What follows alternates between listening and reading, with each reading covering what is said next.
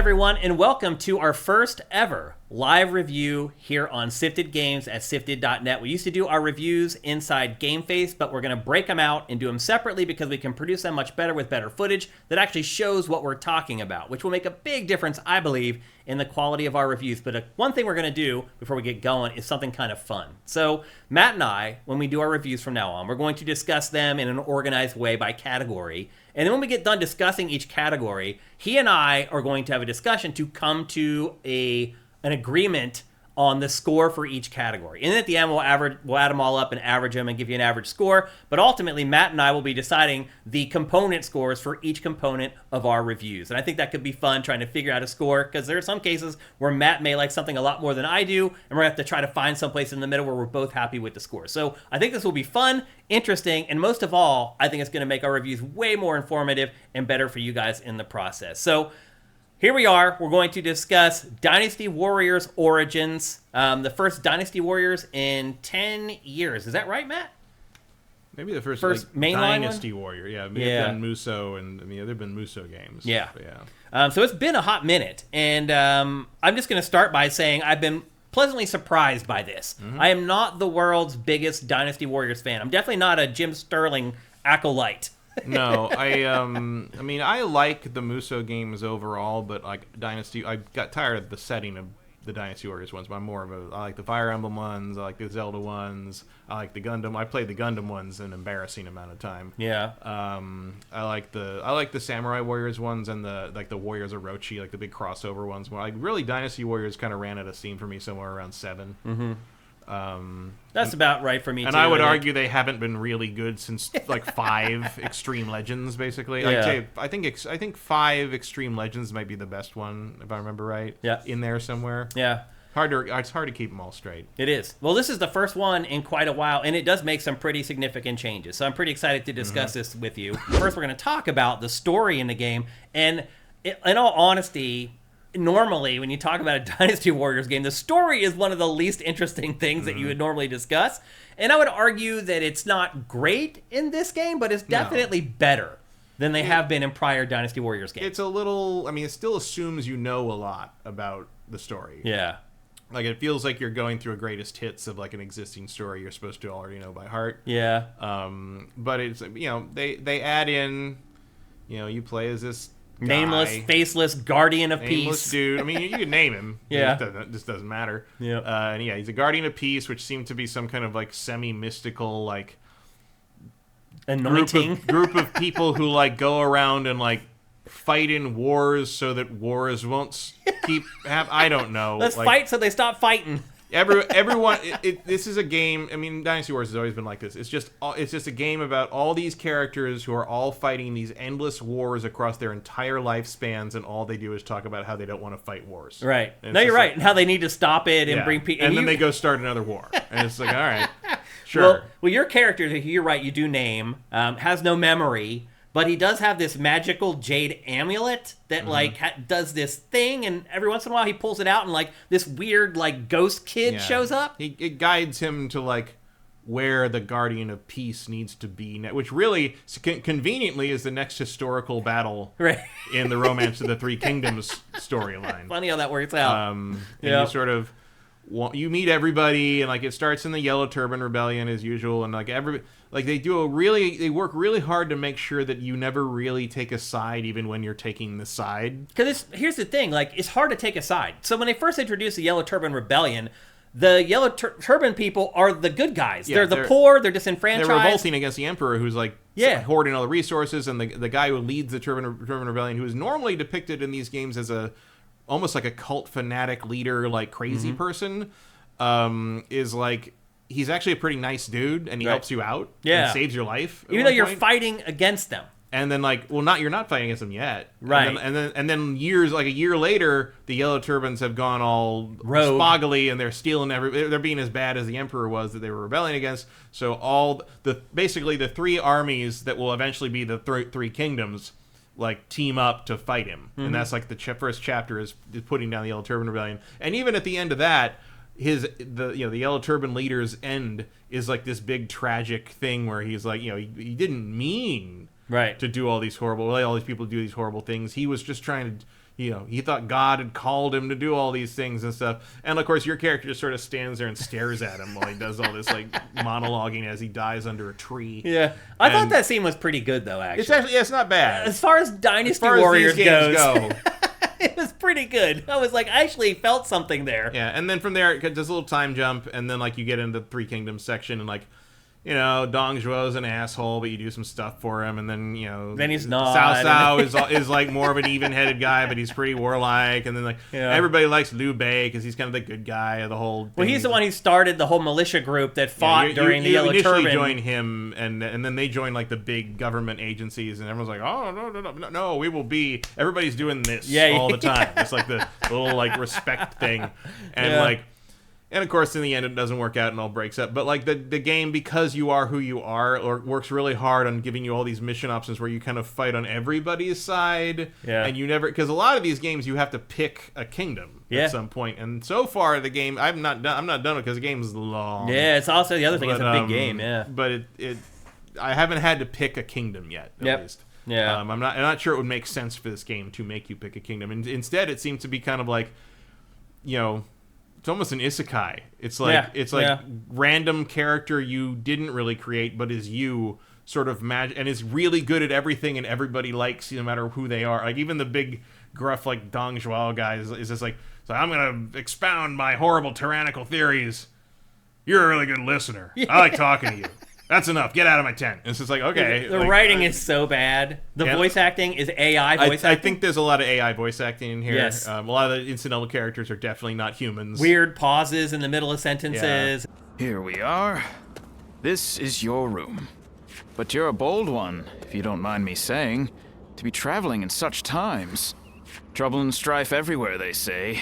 I think the script is probably also an AI translation, at least in part, because some of these translations, I'm just like, what are you saying? Like, there's lots of conversations about how everyone must be punished and no one is above the law. There's some undertones in this that kind of remind me of the current political climate we're in right now. There's a couple of things in there where you're like, I'm like, are they sending messages to like the West with some of this stuff in here?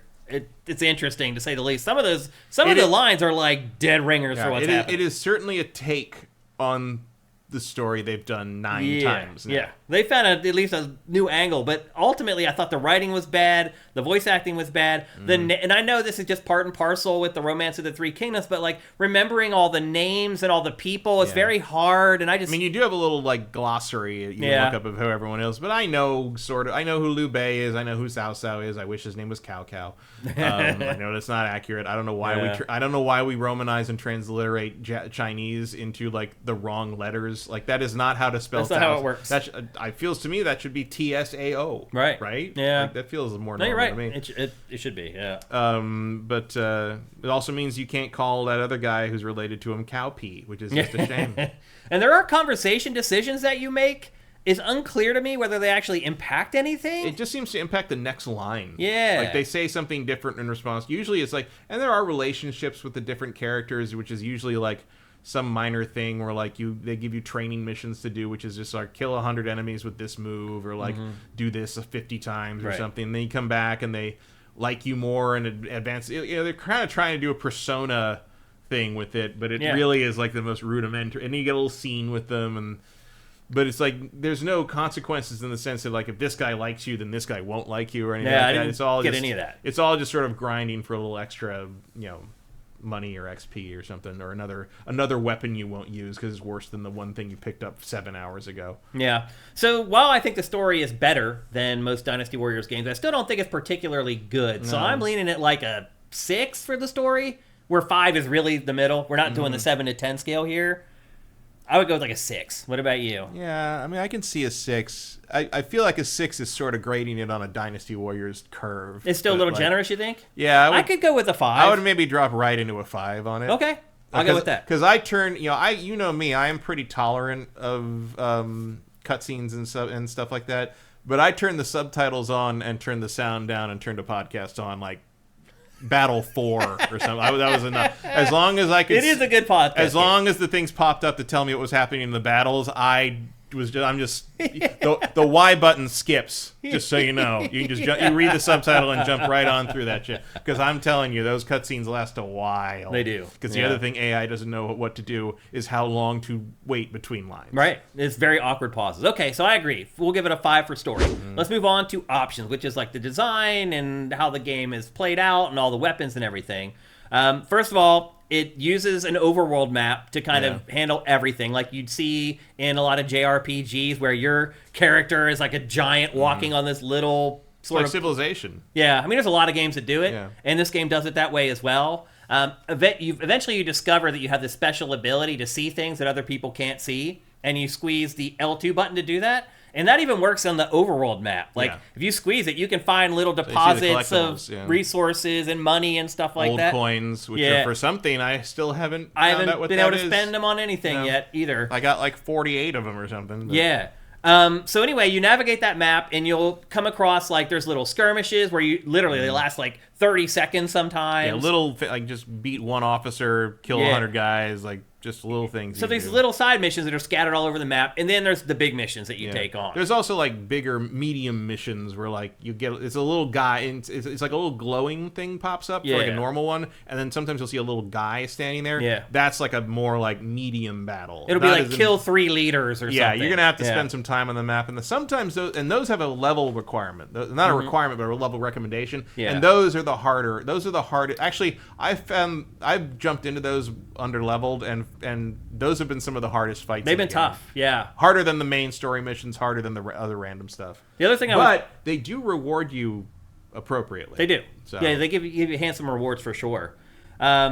So anyway, that's how you navigate the bulk of the game. You walk around the overworld map, you find something, you hit it, and then you go into the battle, basically. And I actually really like it. I think it's a good way to visualize it, and I much prefer it to like a menu or a map. Yeah, I agree. And if you watch the B-roll, it appears that this game might be open world. That is not the case at all. No, this is all representative. Yeah. There's no fighting there, even though you can get on your horse. Yep, even in the overworld map. You can ride your horse in the overworld map even and move a little more quickly there. And there's tons of fast travel points all through it, so you never have to like wander around if you don't want to. They do gate you, literally, with like gates. Yeah, there's literal gates everywhere. Keep you from going places that they don't want you to go yet. But so it's still not an open world, even though if you watch just the combat, you're like, oh, that's probably an open world game. It's not. The levels are designed just like all the old Dynasty Warriors games. It's like a little labyrinth of like pathways and open areas, and like you get the alerts from people if they're in trouble to start flashing red. And you sure as hell better get over there. Fast. Because this is not like some of those other ones where you can just sort of wander through where you're doing. Like, if you have to keep an eye on everybody, and you need to be ready to jump over there and help them, because of like a lot of times the guy who's like, basically like, oh, whoever has to survive or cannot retreat or you'll lose the battle. That means he's going to die if you leave him alone too long. Like, you have to babysit these guys. Yeah. You have to be integral to the It is hard to figure out, where they are, and even if you get to the area where they are, finding them in the fight. You got to find them because they will have yellow health. And the trick is that if you get close enough to them, you are considered to have rescued them, and they'll recover their health. Yeah. So if you get near them, usually I just ride my horse right through the fight and then jump off, and then you watch their meter go up real fast. Like, okay, you're fine. Go over there and fight some randos or something. I'll kill this. I'll kill this guy and his 14 lieutenants for you goddamn incompetence. Yeah. You know? It appears the general objective is to increase the peace in each province. So the map is kind of broken up in areas. And as you complete some of those smaller missions that we were talking about, like, the peace increases in that area. Yeah. Although, like, I've noticed that the peace is very strongly capped in areas until you finish certain story missions. Like, the other thing I've noticed too, and then there's 3 levels of peace in each area, and once you pass certain levels, you will find gifts left for you at the fast travel points, which is usually like various crafting things. I've also noticed that, like, generally, if you want to match it's not a requirement, but the level suggestion for each sort of mission, like, you kind of have to do everything else. You have to do everything else, and like the thing about this is like the level up system is a little weird, and it's not like I mean, I think they explained it adequately, but basically, you don't just level up by grinding like fighting. You level up by leveling up your weapons, and so my favorite weapon in the game is the sword. Me too. But as soon as you hit a certain point, you're going from like 400 kills to level up, 400 XP, whatever. You know, they give you XP for 1 per killing an enemy, and then some for lieutenants. You know, it varies.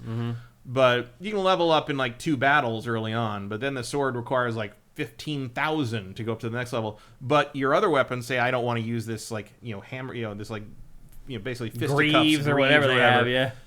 I can level that. So I found myself, because each time you level that up, you get this little like diamond thing, and that goes into your veterancy tree. And every time you level up through that, and as you cross certain thresholds there, you get either more whatever that's called, like the stamina you use for your special moves that isn't musuo. It's like the little dots down there. Yeah. You get more of those. But most importantly, you unlock new skill trees. Yeah. And the skill trees are what give you the edge with the harder stuff. Yeah. And so I have found myself going back to like the random missions to grind with weapons I don't like, to like level up at least level them up to like 3 or whatever the threshold is currently in the area I'm in, so I can bring my level up to what I want it to be, so I can get access to those new skills, because I'm having trouble with the main missions, and especially the random like medium missions. I've even found that if I use the sword at the end of a mission, it will still level up some of the other weapons a little bit. Yeah, a couple of other weapons. I think that's because of the battle skills. I think if a battle skill is universal across all of them, it applies a little bit to each one. I couldn't figure out why that was happening. I don't know if that's correct, but I believe that's what is happening there. Because, yes, that has happened to me, too. Yeah. But it doesn't go up in any appreciable amount. It's just a little bit. If I want to level something, I got to use it. You got to use it. Yep. And then there are inns that are basically your home base in each town. Yeah. There's a robust post office system. Yeah, you get letters China, it turns out. that sometimes kick off missions. Sometimes they give you rewards. Mm-hmm. They're like, hey, you helped me. Here's a bunch of money or whatever. Even the most gruff, standoffish, weirdo, like big warrior guy, hairy warrior man, is a fine correspondence writer, it turns out. Like, there's some very elaborate things these guys write to you. Yeah. You make a big impression on everyone. You are a Mary Sue in a this is an actual example of what would be called a Gary Stew in fan fiction. That's funny. Like, it's just like, you're just good at everything. You can use every imaginable weapon. Yeah. Everyone loves you. Even the enemies like talk to you with respect and like sit around and pontificate with you while they die. Yeah. Like, it's like no one has a problem with your character. Your character is just like, wow, you're so great. Thank God he's here. Even the enemy is just like, look, he's here to kill us. Thank God it's him here to kill us and not some rando. Yep. Also at the inn, you can craft gems, which are these little buffs that you can assign to your character, and you can set up your gear, choose the weapons and everything else you want to take out into your next battle. And then as far as what you equip on your character, you get a weapon, you get a gem, which I just talked about, you get arts, and the arts are like your special attacks that you can assign to like the right trigger. So you squeeze right trigger, pulls up a menu, and then they correspond to the face buttons on the controller. And you can have a different set for each weapon. Yep. Because a lot of them are specific to weapons. Yep. And then you get to carry 2 accessories, like the Divine's Bird Wing, which increases like your defense percentage, just more buffs really.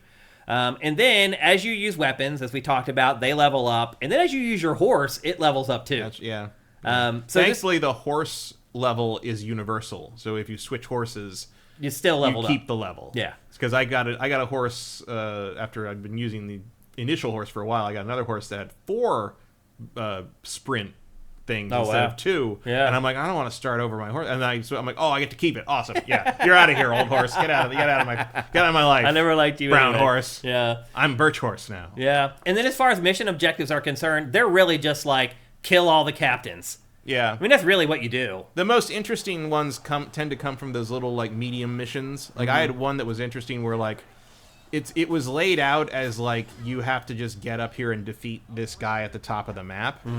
But what was actually the mission, it was a 2-tiered map.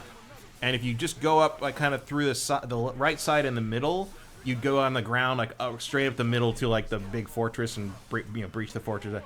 If you go up the left side, which is luckily where I went, you are going to be up on the upper side, and the upper part of the map is where they constantly ambush the main force with archers. And if you don't stop them, they kill the leader guy, and you fail the mission. Yeah. So that mission turned out to be desperately moving as fast as I could and killing all these archer leaders, because as soon as you kill the leader of a group, their guys all run away. Yeah. So like you just got to kill the main guy, and then they'll stop shooting at you. You're probably shooting at you as you're trying to kill their leader.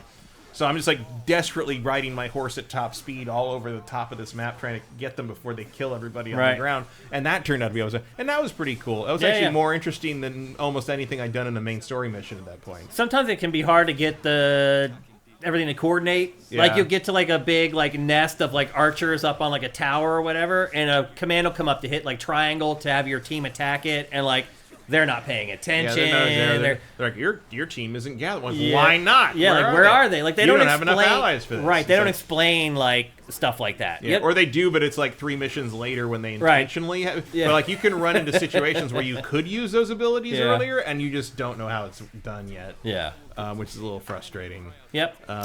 So it's a pretty rank and file, like, action RPG. The RPG elements aren't insane. There's, like 5 skill trees ultimately, which is kind of crazy. Yeah, there's like at least 5. Yeah. But they're going to take you a while. That's a lot of weapon leveling to get up there. But my little strategy tip is as soon as you get a new weapon, just go play random missions and level it to 3. Yeah. Like and then you can actually use it in a real mission. Yeah, and then you use a real mission, or if you don't like it, you can switch back to your favorite weapon and just sort of keep grinding that. That's true. Yeah. That's basically what I've been doing. I level everything up to 3, and then I go switch back to the sword for like the main, because my sword is 2 levels ahead of everything. Yeah. Usually, always. Yeah. Me too. Same deal. So it's not so bad.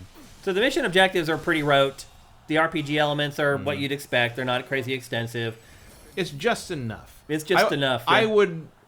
I would not be averse to the idea of them putting out an Empires version of this with this system. Yeah. Like if there was one more strategy layer of choosing where to invade and what to fight, like a map, sort of almost like a Rise of Nations like campaign thing.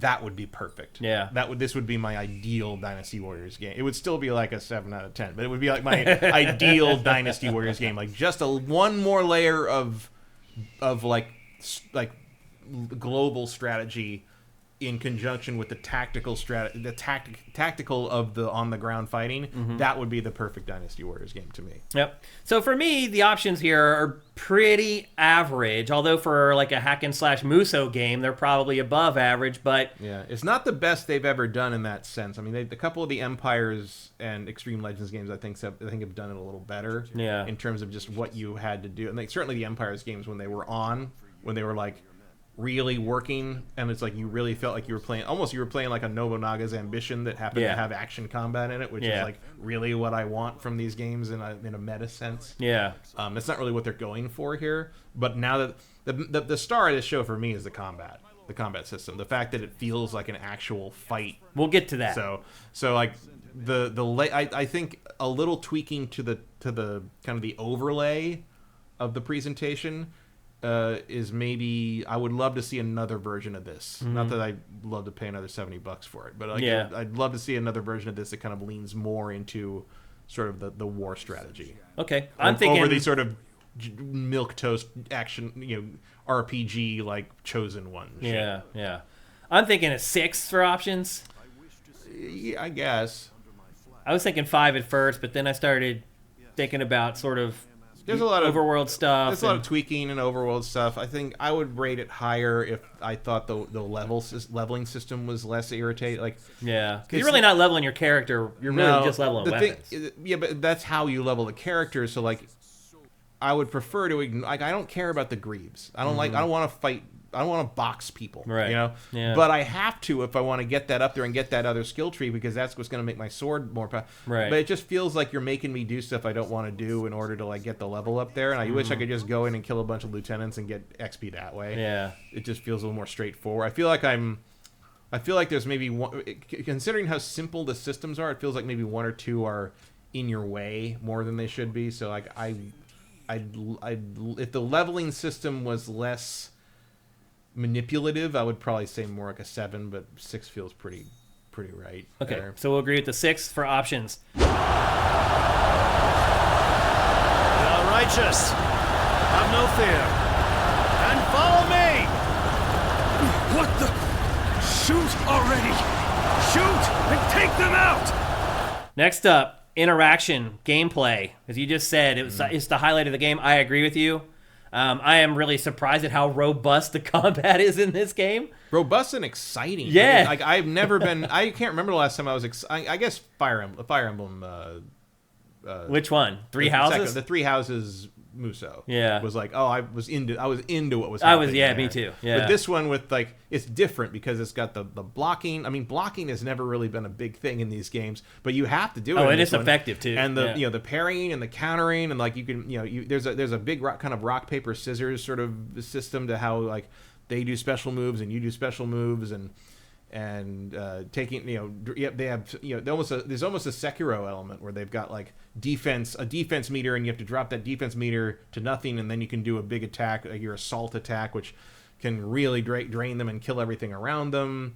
And you're rewarded for being good at it. Yeah. So if you time your blocks and your parries right, you get crazy awesome counterattacks that actually matter. Like, they do take huge chunks off of enemies. Like, like I never... Even if you're like, oh my god, I'm not doing any damage to this guy, you get a parry on that guy, you take like a third of his health. Okay, I just need to do that. I think it's easy when you're playing this game to think that the enemies are like damage sponges until you start getting your blocking and your parry timing right, and then you start to realize how the game is supposed to be played. Yeah, against a hard enemy, like especially some of the bosses, you're chipping away, but then when you get that defense meter gone and you get to do that, press Y to assault thing, you're taking half their life off. And then your musuo attacks, your big over the top musuo attacks, those can take a good third of an enemy's health. Yeah, and part of the challenge of the combat in this game is remembering all the things you can do. It really is insane.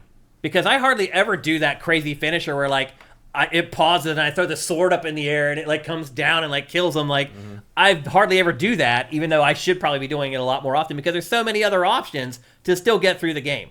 Now, one thing I will say is I did find a way to cheese the game. I don't know if I want to share that here. Should I? If you mean XXXY, that's a no, that works. But there's another move that you can do where if you hold block and you tap triangle, you just do this slash where you jump up in the air and slam down, and literally nobody can stop it. So I find myself, if I'm in a tough battle and the chips are down and I'm like, I don't want to die and start this whole battle over, although you don't have to in this, obviously. You can choose where you want to restart it.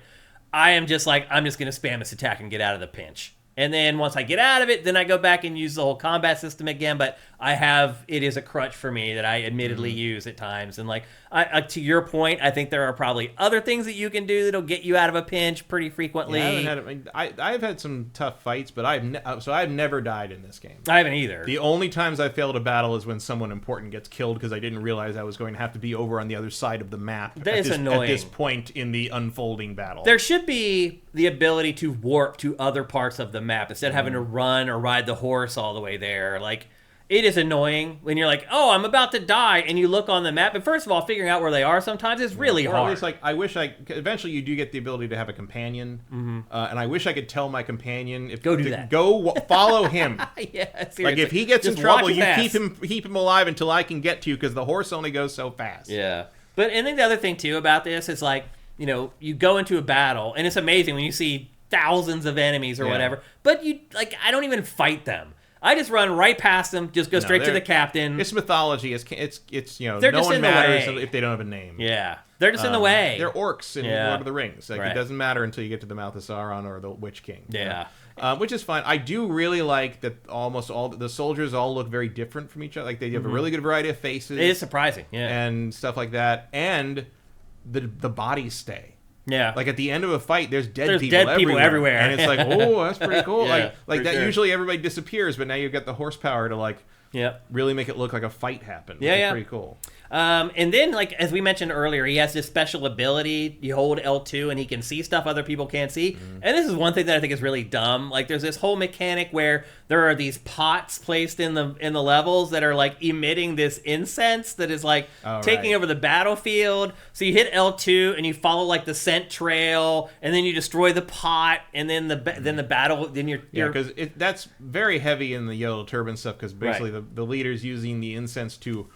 It makes your guys hallucinate that the enemy soldiers are invincible or something. And I'm like, I don't think that's I don't think that's how sticks work. No, I think if you hit someone with a blade, they're still gonna die whether you're high or not. Yeah, you got to go do that a couple times, and that's also like kind of silly because like the shadow, because they're depicted as like invincible shadow warriors.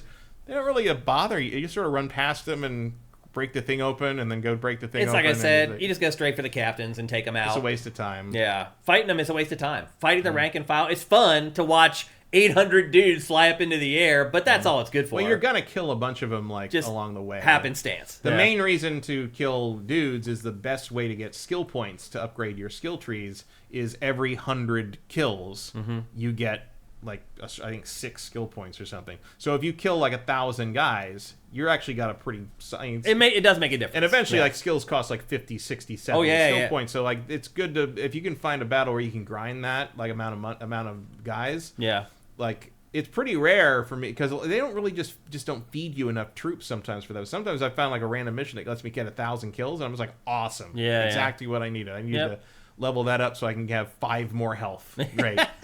Yep. But I think my biggest complaint with the gameplay in general is it just sometimes it's just unclear. It's like what the game wants you to do, or whenever your comrades get in trouble, where they are. I did discover that I can just hit start and pause the game, and you can go into a menu and you can select each guy, and it will show you exactly where they are on the map. Right. I didn't know that for the first few hours. Once I figured that out, that helped. But even once I figured that out, still sometimes getting from one corner of the map to the other corner of the map on the horse, by the time you get there, they're dead. And you have to like go in and like use the whole replay system to set it back up. Although the replay system is why that doesn't really bother me as much in this. Because in the other games, you would have had to just redo an hour-long fight. It was just over. Yeah, you had to start all the way over. But this one is like, nope, you get to do a replay, see where everything went wrong, pick a specific location to start up from, you just load it right back up. I wish you could be a little more granular on where you start. That would be nice. Because there's like checkpoints, I've never really lost more than like 2 minutes. No, you're right. So it hasn't been that bad. The other gameplay problem I had was I constantly would accidentally get on my horse. Me too. Although I did that more in the demo than I do in the final game. I learned, but also they fixed that. So they did what did they change? They did a patch where there's an option now where you can have the horse thing be a hold. Oh. So you have to hold the press down. You press down on L3 to. So we weren't the only ones doing that. No, that was one of their first fixes was that. So you have to hold you hold down on it for like I think a second and a half before the horse will come out. So that doesn't happen anymore. Okay. So gameplay overall, it's definitely I think the best gameplay I've played in a Dynasty Warriors game. Yeah. But what does that mean? Is that like a 7? I think, I'd say across the board in terms of video gaming, I'd give it a 7. But if you were just having me judge this against the Dynasty Warriors game, this is like a 10. 10. Like this is the best gameplay a Dynasty Warriors game has ever had. It really is, yeah. But I think we're going to settle on a 7 there. Yeah. Okay, let's move on to progression. This talks about how the game saves, obviously the replay system when you die, all that kind of stuff. One thing I would say is that like I played at a normal difficulty.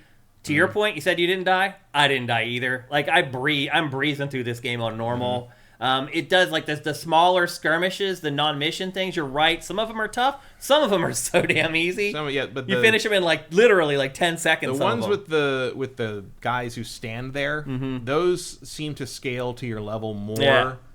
Or they will outscale you sometimes. Yeah. More than anything, even more than the story. The main missions, yeah. Like, you're right. Those are the hardest things in the game to me. Yeah, some of the bigger battles can be tough, though. Like, sometimes. If you have, like, a lot of your units spread out across the map, it can get almost annoying. The tough thing about the story battles is figuring out which important character that the game is going to arbitrarily threaten. Decide he's going to die. As part of its. I mean, it's always the same every time. Yeah. It's not like it's not like you're at the mercy of RNG or anything. You just don't know before you play the mission. Yeah. Well, they give you red herrings. They'll say flank on the left. Right. And you go and you're like, okay, so you go and you flank on the left like they showed you. And you kill one officer and they're like, everything's gone wrong. Everybody in the middle. Everybody in the middle. I'm like, what do you want me to stay on the left? Do you want me to go? You have to go all the way back around. And sometimes because you're a very special snowflake of a character, they'll just tell you like, you go do whatever you think is right. Yeah. And I'm just like, can you just tell me who's gonna die first? I mean, but like that's why the replay system's good because it eliminates. I mean, that Dynasty Warriors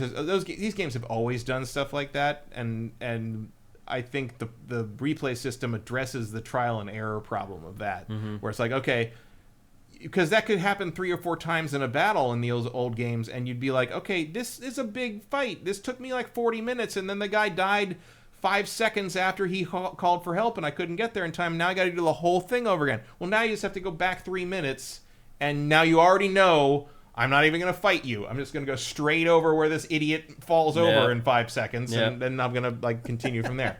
So it's frustrating that is an element of the game still, but I think they found a way to address. It's weird to me that they didn't just not make it that. Yeah. Like it's like maybe you could just not make that be a problem, but no, we're just going to completely readjust how you continue and replay missions and invent an entire new mechanic for this, which is great. It's a great mechanic. It's a brilliant way to do it. Yeah. But like, it's so weird that they'd rather do that than like just make their mission design not Right. suck. Well, You know, it's an easier way to fix it. It'd be my guess. yeah, I guess so. Yeah. I mean, you do want them to feel threatened and have there to be consequences, but like redoing a 45-minute mission is too when all you're doing is hack, and then you don't even get credit for the 1,000 guys you killed and stuff. Like that's not. It's too much. Cool. Yep. And like I said earlier, eventually it does get to the point where if you're trying those little side missions and it gives you like your recommended level, like you need to have done everything in that area Pretty to much. be at that level. And if you don't, been grinding those new weapons. Exactly. Like, yeah. So it is pretty well balanced in that way. Like it does, like as long as you're doing everything the game has given you, you're going to be ready to take on that next main mission. And I think that's a pretty good sign of good balance. One thing I would say is like sometimes when you fail, it's hard to tell like what you need to do to fix it. Like sometimes you'll go into like a big mission and like somebody will be fighting like maybe even in the same area, but they're like over in the corner or whatever, and they're like getting beat up. So you ride over there and you replenish their health, and you come back, and then somebody else dies. It's hard to figure out like how to protect your teammates. Yeah, It feels like there's a lot of happenstance and luck involved. somewhat. I found it pretty predictable once you know what's going to happen. But some of it can feel random in the sense it's like I was just there. How did you lose that fast? Right? You know? How are you already like dead? Yeah. But like in general, like the issue that it creates is like there's a lot of times in this game, and this is in general Dynasty Warriors like musuo game problem, but I think I feel like they got away from they kind of solved it to some degree in the Nintendo ones, but this it's back now. Yeah. You start to feel like you're the only competent person in the game. Yeah. No, you're And right. I didn't feel like that in the Zelda and Fire Emblem ones. Yeah. But on this one, I definitely feel like You're pulling all if the I'm way. not there, they're gonna It's lose. all going to hell. Yeah. Yeah, and Yep. Exactly. and every once in a while, I'm just like, you know what? I don't care what's happening over there. I wanna take this fortress. I want to do the fun stuff because yeah. logistically, tactically, we don't want to leave this fortress unsecured because it's behind us. Yeah, they ignore all that. They don't do anything The like AI that, does yeah. not figure that out at all. Yeah, it's just like I'm over here, I'm going to die, and you're going to come over here and save my ass. My favorite thing is when you get like sometimes they'll split the forces into things. You'll get to a certain point where you conquer enough stuff that they're like, all right, we're at the main location. We're all going to line up here. Yeah. And we're not going to move until you ride up to us and like activate the charge. I'm like, good, you stay there. See, I didn't You figure don't- that out at first either. That like you'll get to a checkpoint and your army will sit there and wait, Yeah. and you need to walk into this into little them. zone, and then they'll like charge. Well, then the other thing to know that I didn't realize for a while was if they do that and there's multiple forces on your side, usually that means they're all going to do that in different locations, especially if you're hitting things with a pincher maneuver, the big final fortress or whatever. Yeah. And if you can go back, once they're sitting there, go back and help the other ones, they'll get in a position. Go back the other guys, they'll get in position. And if you go and join one of them, they all go at once. Yeah. So I was like, do I need to ride to each one? Should I activate him now and let them charge and then go help these guys? No, because they charge into the main fortress and all die while I'm doing this. So it took some trial and error to kind of like realize like, oh, there is sort of some stab at battlefield tactics here. It's just sort of dumb. Yeah. Like, and weirdly contingent on what this random drifter does. Like the fact that you are the catalyst for these things is very silly. Yeah. Because you are literally nobody. Yep. The other thing I would say is that the new special abilities are really slow to get new ones. Yeah. Like I had just 3 for what felt like 3 or 4 hours. Then I got 1, and then it took me like another 4 hours to get the next one. Like they're not piling those on very fast. One thing I will say is it does teach you how to maximize each one before you move on and like start using others. So you really have a good idea of which ones you want to keep in your arsenal at all times. But still, I thought maybe this could. Yeah, that and there's a progression could grind happen a on little some more of those. Some of those have a mastery thing where Yeah. you do them a certain number of times and they become a better version of themselves. And Yeah. some of those are very powerful. Yeah. And the other thing I found myself doing that I haven't done with a video game in a long time is not turning off the game. Because I will get so far into a mission, and like you said, they're like 45, 50 minutes long, and I've like got to eat, or I got to go somewhere, or I have to do something else. At one point I paused it and went and did other things, and I didn't come back to it for like 12 hours. Yeah, because you don't want to play it all over again. Yeah. And so that's a little wonky to me. I haven't seen games like that in a really long time. It does save a lot. Like it auto saves a lot, but just not in the battles. Right. Like Yeah. on the overworld and everything. Like you don't You're even good. really need a manual save unless you're going to quit out. But Yep. like if you better not start a full story mission unless you have time. some time to sit there. Or you just want your console to sit there on for Yeah. however many hours while you're gone. So that was another thing I found a little weird. But overall, I feel like the leveling and everything's balanced pretty well. I think the enemy difficulties balanced pretty well. It's a little too easy. I might recommend bumping it up to like the next difficulty above normal. Maybe. Like, depends how you do it. I mean, once you get the combat, the parrying stuff down, like the fact I can parry just about anything on command now. So like, yeah, I could probably bump it up if I wanted, but I also kind of don't want to, because I'm just like, it's still fun. It's just sort of a zen. It's almost a zen thing. It's like, I'm just gonna run through and do this. It requires just enough involvement that I don't get bored, but not enough that I can't listen to a podcast or a book on tape or something. Yeah. I guess we don't call them that anymore. They're audiobooks now. Yep. That's how old I am. Yep. So I'll give progression a 6. How do you feel? Yeah. I don't know. I'd probably give it a 7. Like I feel like I'm pretty satisfied with the progression. The progression problem for me is the leveling. The fact that you have to stop and switch to weapons that I don't care about to make sure that I'm up on the skill trees, because the skill trees also give you more of those battle skills, and some of those are really good and really like the arrow one.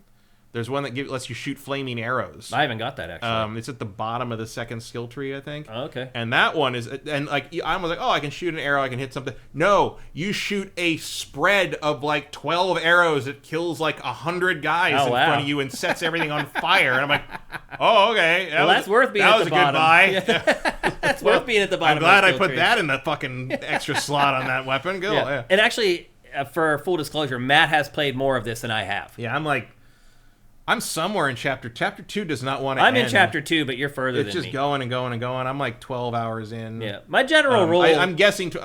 my played time on Steam is like 28 hours from leaving it paused and going to do other things all day. But I think my game time is like 12 hours. Yeah. And here's generally how I'm going to handle these reviews now that we're doing them this way, is if you've played more of a game than me and we're kind of apart on a score, I'm generally going to lean to your side because you've had more experience with the game. So I will agree with you here. I'll bump my score from a 6 up to a 7 for progression. Next up, graphics. We don't need to talk about graphics and sound all that long because we're showing people what the game looks like for the entire time. Anything that kind of caught your eye about the visuals? I mean, other than the fact that dead bodies tend to stay, not all of them, but enough that it feels like you had a fight. Yeah. And the variety of this random soldiers, I'm very impressed by. Frame rate's solid. I'm playing it on like quality too. I'm all maxed out. I didn't need any kind of like enhancements. It's running at 60. Buttery smooth. Is pretty awesome to see that many enemies at that speed. It loads like that. It really does. There's no load time. There's no. It's. I mean, it's not really pushing the envelope. No. But it's the best looking musuo game I ever played. By far. And, I mean, it's pushing the envelope. Everything about this is like, for a musuo game, it's amazing. It really is. For everything, it's pretty fine. Good. Yeah. Pretty good. Yeah. But it looks the fine. cutscenes are way better. Like they spent way more time with that, even though the voice acting isn't great. Like, and you can tell there's a little extra love put into it because even like when in the battle like planning scenes where you're around the table and stuff. Yeah. You look at the map, they do the little briefing, they pull out, and everybody's around the table, and you say, "Okay, let's go to battle." And everybody actually gets up and walks out of the tent. I was like, "Oh, you were the extra mile, a little extra, a little bit more." But with all that said, other than the number of enemies on screen, there aren't many moments in this game of graphical splendor where you're like, wow. Like I like the overworld. Yeah, I like the look of it. I think it's cute. It looks nice. Like it gives you a nice geographical sense of where everything is. Yeah, which you wouldn't get otherwise. Honestly, no, not at all. Yeah. So I like that, and like the fortresses of the different kingdoms are like and there's like these giant things with like lions out front of the snow, and you're like, oh, that's gonna eventually be a fun I'll be one. there. Yeah. So I think that's pretty cool. Yeah. It has some charm for sure. Again, it's like just in general graphics, I'd probably give it like a 6 or a 7. As a musuo graphics, it's like a 9. Like it's. I think I don't think I can go to a 7 on graphics for this game, unfortunately. I wish I could, but I don't think I can. I think a 6 is as high as I can go. Are you willing to sit on a 6 for that? It's fine. Yeah. Like a fresh sweet peach? Hey, you! Wait! Whoa! What are you?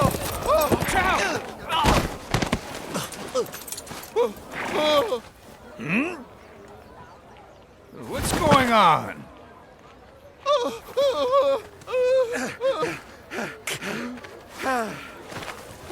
Thank you. Hey, just give up already. Forgive me. Let's talk about sound. Well, we've already talked about the voice acting. Yes, which is abysmal. The music's okay. Music is just it's exactly what I thought it would be. Generic butt rock kind of stuff. Yeah. The place the sound really stands out, I think, is kind of the Battlefield.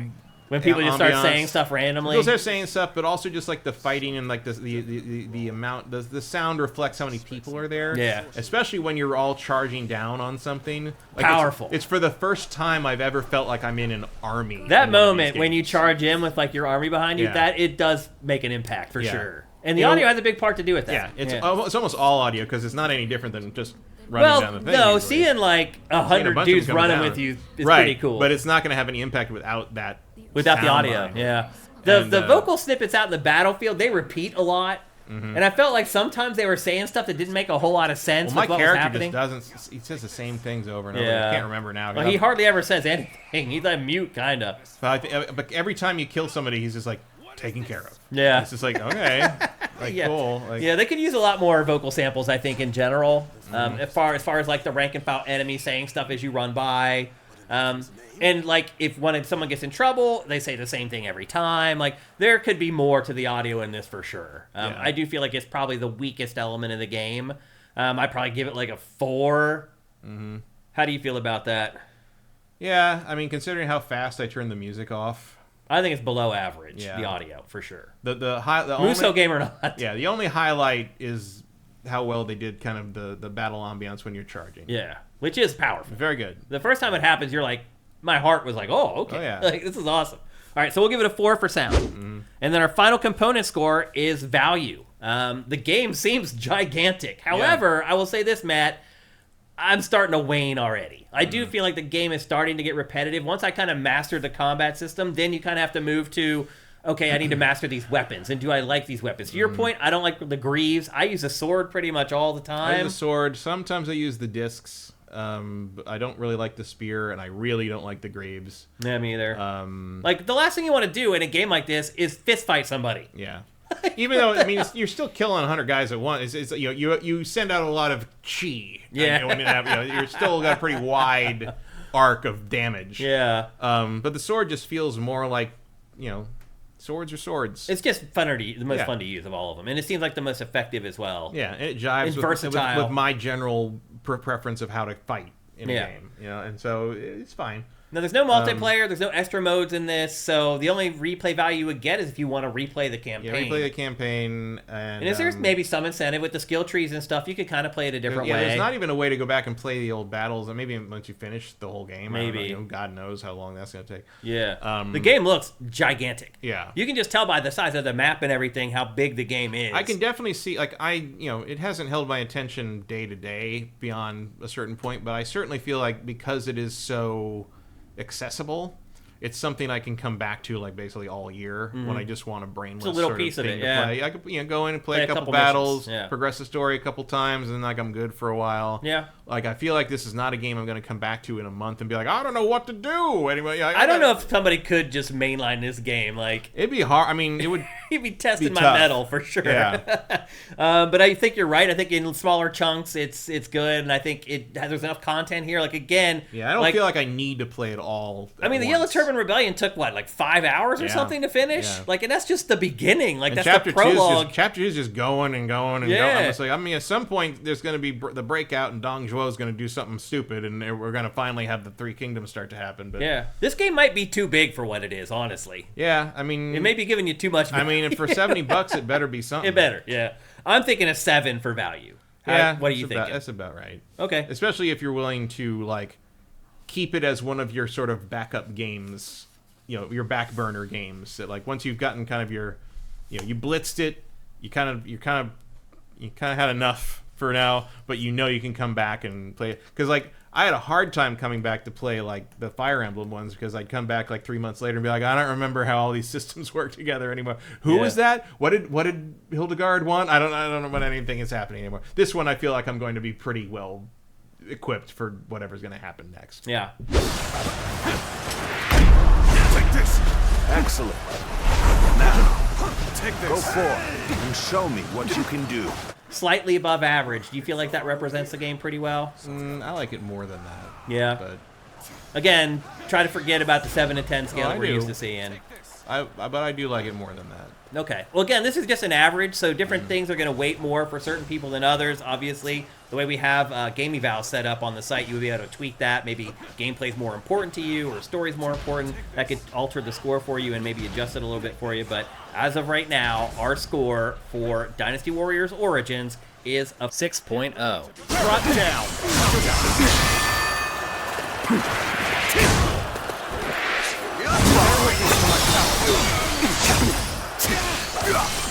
Let's get serious.